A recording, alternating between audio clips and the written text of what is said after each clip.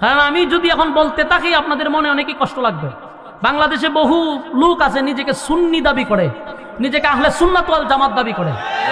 এখন আমার একটা প্রশ্নের জবাব দিবেন, সুন্নি নামদারি আহলে সুন্নাত ওয়াল জামাত নিজেকে যারা বলেন, এই যে কিছুদিন আগে ব্রাহ্মণবাড়িয়া কোরআন নিয়ে অপমাননা করলো, সুন্নিরা কই আন্দোলন করলো না কেন?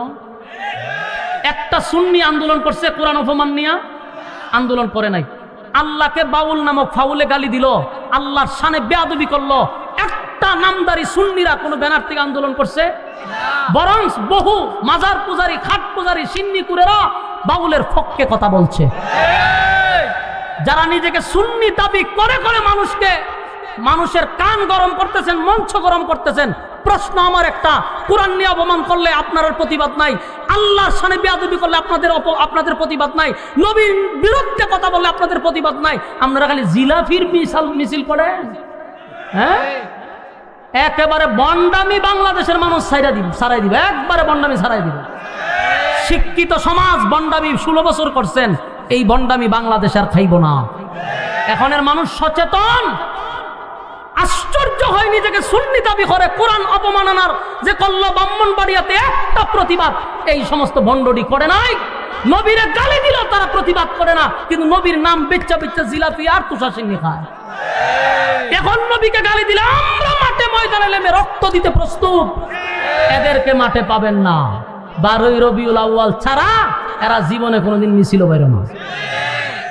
ভণ্ডামি ছাড়েন। 2 ভণ্ড এই বাউলকে বাঁচানোর জন্য পক্ষে কথা বলছে, অথচ এই বাউল কত নম্বরের ফাউল, আল্লাহর শানে বেয়াদবি করছে। যেমনটা আশ্চর্য হয়েছি আল্লাহর শানে বেয়াদবি করার কারণে, এর থেকে বেশি আশ্চর্য হয়েছি এমন বাউল নামক ফাউলের পক্ষে বাংলাদেশের বড় বড় নেতারাও পক্ষে সাফাই গেছে। আমি জানতে চাই কার পক্ষে কথা বললেন, কার পক্ষে?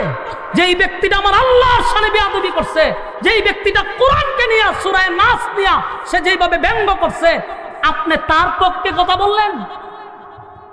মাত্র 2% বাউলের সংখ্যা বাংলাদেশে নাই, 96% মুসলমানের কলিজায় আঘাত দিলেন। সময় আসতেছে লাল কার্ড দেখানোর, সময় আসবে আপনাদেরকে লাল কার্ড দেখানোর। 96% মুসলমানের দেশে তাইকা মুসলমানদের কলিজায় আঘাত দিয়ে চেয়ারে বসবেন, কঠিন কালে অসম্ভব হবে না। কারণ বাংলাদেশের মানুষ এখন আর ঘুমন্ত না, এখন মানুষ জাগ্রত। কথা হয় না? আপনি যে কোনো দল করেন, ইসলামের পক্ষে আপনি আছেন, আমরা আপনার সাথে আছি। যে কোনো দল হোক, ইসলামের পক্ষে কথা বলবেন, আমরা আপনার সাথে আছি। আপনি যদি ইসলামিক দলের ভিতরে থেকে ইসলামের বিরুদ্ধে কথা বলেন, আপনারা আমরা লাল কার্ড দেখাবো। সময় আসতেছে, বেশি লাফালাফি ভালো না। একের পর এক আঘাত দিবেন, এটা কেমনে সহ্য করি? সহ্য করা যাবে না।